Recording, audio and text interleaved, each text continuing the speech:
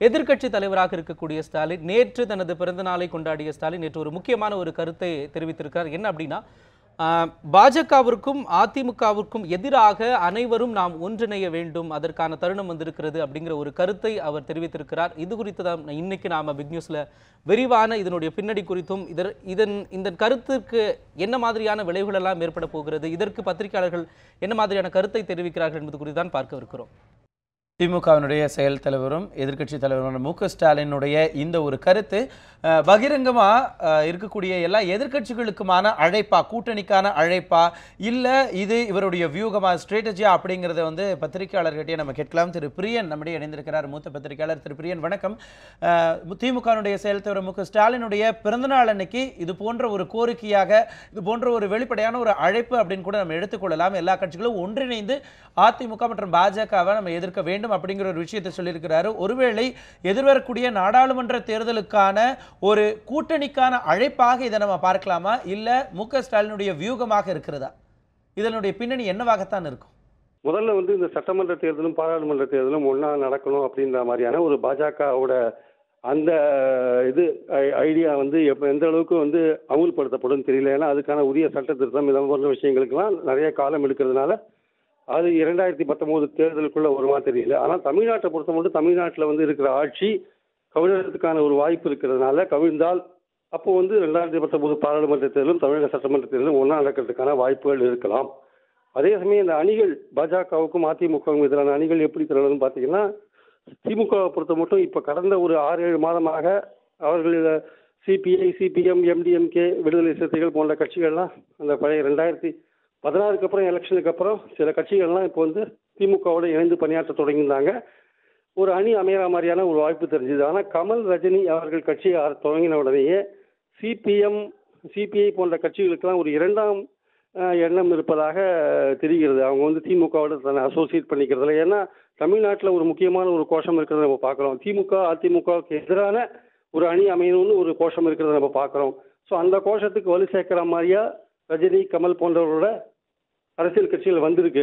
So அந்த CBI, CPM போன்றவர்கள்லாம் மதவாதத்துக்கு எதிரான கட்சிகளாக இருந்தாலும் நாளைக்கு வந்து அவங்க திமுகவோட இன்னைக்கு இருக்கிற சூழலை பார்க்கும்போது அணி சேருவாங்களான்றது ஒரு சந்தேகத்துக்குரிய ஒரு விஷயமா இருக்கு. ஆனால் காலப்போக்கில் வந்து இன்னைக்கு அமைப்பு ரீதியாக பார்த்தீங்கன்னா திமுக பலமாக இருக்கிறதுல எந்த விதமான சந்தேகமும் இல்லை. ஸ்டாலின் வந்து ஓரளவுக்கு செல்வாக்கு பெற்ற தலைவராக இருந்திருக்கார்.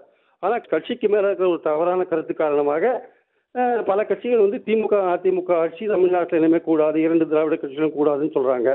இந்த கண்ணோட்டத்தை தாண்டி எல்லா கட்சிகளையும் அரவணைத்து பாஜகவுக்கும் அதிமுகவுக்கும் எதிரான ஒரு அணி அமைக்கிறதுக்கான வாய்ப்பு ஸ்டாலினுக்கு இருக்கா இல்லையான்றது அடுத்த ஒரு வருட காலத்தில் தெரிய வரும். அதற்கான காய்களை அவர் நகர்த்துவார் என்று நான் நினைக்கிறேன்.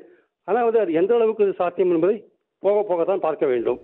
கண்டிப்பாக திரு பிரியன், இந்த ஒரு ஸ்டேட்மெண்ட் அப்படிங்கிறது இனி எதிர்வரும் காலங்களில் இதை கூட்டணிக்கான ஒரு அழைப்பாக பார்க்கலாமா, இல்லை மு.க. ஸ்டாலினுடைய ஒரு ஸ்ட்ராட்டஜியாக பார்க்கலாமா அப்படிங்கிறத நம்ம பொறுத்து இருந்து தான் பார்க்கணும் அப்படிங்கிற ஒரு விஷயத்தை வலியுறுத்தி இருந்திருக்கிறீங்க. உங்களுடைய கருத்துக்களை நியூஸ் 7 தமிழுக்கு பகிர்ந்து கொண்டதுக்கு மிக்க நன்றி திரு பிரியன். மனோஜ், அடுத்ததாக பாஜகவிற்கும் அதிமுகவிற்கும் எதிராக அனைவரும் ஒன்றிணைய வேண்டும் அப்படிங்கிற ஸ்டாலினின் இந்த கருத்தை பத்திரிகையாளர் கோசல் ராம் எப்படி பார்க்கிறார் என்பது குறித்தும், அவருடைய கருத்து இதில் எப்படி இருக்கிறது என்பது குறித்தும் நாம் அவரிடம் கேட்டு தெரிந்து கொள்ளலாம். வணக்கம் திரு கோசல் ராம். ஸ்டாலினின் இந்த கருத்து குறிப்பாக பாஜகவிற்கும் அதிமுகவிற்கும் எதிராக நாம் அனைவரும் ஒன்றிணைய வேண்டும் அப்படிங்கிற ஸ்டாலினின் கருத்தை நீங்க எப்படி பார்க்குறீங்க? இது குறித்து உங்களுடைய கருத்துக்களையும் சொல்லுங்க. நாடாளுமன்றத்திற்கும் சட்டமன்றத்திற்கும் ஒரே நேரத்தில் தேர்தல் நடத்த வேண்டும் என்பது வந்து ஒரு வகையில் மாநில கட்சிகளை பாதிக்கக்கூடிய ஒரு அம்சம்தான். ஏனென்றால் நாடாளுமன்ற தேர்தலில் வந்து யார் பிரதமராக வர வேண்டும் என்பதை மையப்படுத்தி தேர்தல் நடக்கும், பிரச்சாரங்களும் அதை மையப்படுத்தியே இருக்கும். இது வந்து சட்டமன்ற தேர்தல், அதாவது மாநில கட்சிகளுக்கு மிகப்பெரிய ஒரு இழப்பை ஏற்படுத்தக்கூடிய ஒரு சூழ்நிலையை உருவாக்கும். இந்த மாதிரியான காலகட்டத்தில் தமிழகத்தில் வந்து இது வேறு மாதிரியாக தான் இருந்திருக்கிறது. நாடாளுமன்றத்திற்கு ஒரு மாதிரியாகவும் சட்டமன்றத்திற்கு ஒரு மாதிரியாகவும் தேர்தல் முடிவுகள் அமைந்திருக்கிறதா. கடந்த நாடாளுமன்ற தேர்தலில் கூட மாநில கட்சியான அதிமுகவுக்கு தான் அதிகமான வாக்குகள் கிடைத்தது. ஆனாலும் கூட திமுக செயல் தலைவர் ஸ்டாலின் அவர்கள் இதை எதிர்க்க வேண்டும், நாம் ஒன்றுபட வேண்டும், எல்லா கட்சிகளும் ஒன்றுபட வேண்டும் என்று அவர் சொல்லியிருப்பதிலும் அர்த்தம் இருக்கிறது. இதுல வந்து என்ன ஒரு விஷயத்தை பார்க்க வேண்டும் என்றால், இப்ப சட்டசபைக்கு தேர்தல் வந்தால் உடனடியாக பலனடைய போவது திமுக தான். அப்படி இருந்த போதிலும் கூட அதிமுக ஆட்சியை இழக்கக்கூடிய ஒரு சூழல் வரும்போதும் கூட நம்ம எல்லாரும் ஒன்று சேர்ந்து மத்திய அரசுடைய இந்த திட்டத்தை எதிர்க்க வேண்டும் என்று அவர் சொல்லுவது மதசார்பற்ற அடிப்படையில் இந்த நாட்டுடைய ஆட்சி அமைப்பு அதிகாரம் இருக்க வேண்டும் என்ற அவருடைய எண்ணத்தை அது பிரதிபலிக்கிறது. அவருடைய இந்த கருத்தை அனைத்து கட்சிகளும் ஏற்று ஒன்றிணைந்தால் இந்தியாவுக்கே ஒரு பெரிய மாற்றத்தை ஏற்படுத்துவதற்கான வாய்ப்பாக அமையும். கோசல்ராம், இப்ப அடுத்தபடியாக திமுக செயல் தலைவர் மு.க. ஸ்டாலின் இந்த கருத்திற்கு மற்ற கட்சிகள் எந்த அளவிற்கு ஒத்துழைக்க வாய்ப்புகள் இருக்கிறது, எந்தெந்த கட்சிகள் இவருடைய கருத்திற்கு ஒத்துழைக்க வாய்ப்புகள் இருக்கிறது, இது குறித்து உங்களுடைய பார்வையில் இருந்து சொல்லுங்க. அவருடைய இணைப்பு துண்டிக்கப்பட்டுச்சு அப்படின்னு நினைக்கிறேன். தொடர்ந்து திரு தராசு ஷியாம் நம்மிடையே இணைந்திருக்கிறார். திரு தராசு ஷியாம், வணக்கம். தொடர்ந்து பத்திரிகையாளராக பல்லாண்டு காலமாக தமிழக அரசியலை நீங்கள் வந்து கவனிச்சுக்கிட்டு வரீங்க. மு.க. ஸ்டாலினுடைய இந்த ஒரு கருத்தை வச்சு பார்க்கும் பொழுது இரண்டு விஷயங்கள் நமக்கு தெரிகிறது. என்ன அப்படின்னா, வாய்ப்புகள் இருக்கிறதாக நம்ம பார்க்கலாம். என்ன அப்படின்னா, ஒருவேளை அதிமுகவும் பாஜகவும் இத்தனை பேர் இத்தனை கட்சிகள் சேர்ந்து எதிர்க்கக்கூடிய அளவுக்கு ஒரு மிகப்பெரிய பலம் வாய்ந்ததாக இந்த தருணத்தில் இருக்கிறாங்களா? அப்படி இல்லாட்டி இன்னொரு வகையில் இரண்டாவதா திமுகவுக்கு அதை எதிர்க்கிறதுக்கான பலம் பத்தல, அதனால எதிர்க்கட்சிகள் எல்லாம் ஒன்று சேர வேண்டும் அப்படின்னு சொல்லி மு.க. ஸ்டாலின் நினைக்கிறதாக நம்ம எடுத்துக்கொள்ளலாமா?